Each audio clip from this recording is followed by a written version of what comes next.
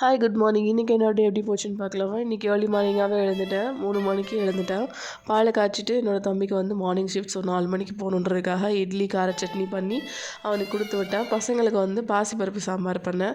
So அவங்களுக்கு வந்து maximum sambar தான் அதிகமாக சேர்த்துப்பேன் சட்னிக்கு பதிலாக. இன்றைக்கி அவங்களுக்கு பாசிப்பருப்பு சாம்பார் பண்ணி மார்னிங் பிரேக்ஃபாஸ்ட் இட்லி கொடுத்துட்டேன். அதுக்கப்புறமேல அவங்களுக்கு வந்து லஞ்சுக்கு வந்து என்ன வேணும்னு சொல்லி கேட்டேன். கலர் ரைஸ் வேணும் அப்படின்னு கேட்டாங்க. ஓகே, சாம்பார் ரைஸ் வச்சுவிடவா நான் அப்படின்னு சொல்லி கேட்டேன். இல்லை, எங்களுக்கு கலர் ரைஸ் தான் வேணும்.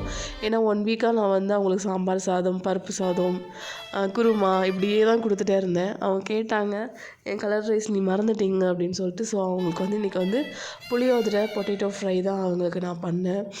எப்போவுமே நம்மளாக பார்த்து கொடுத்து விட்ற லஞ்சை விட அவங்களா கேட்டு கொடுத்து விட்ற லஞ்ச் வந்து ரிட்டன் வராது, ஃபுல்லாக காலி பண்ணிடுவாங்க.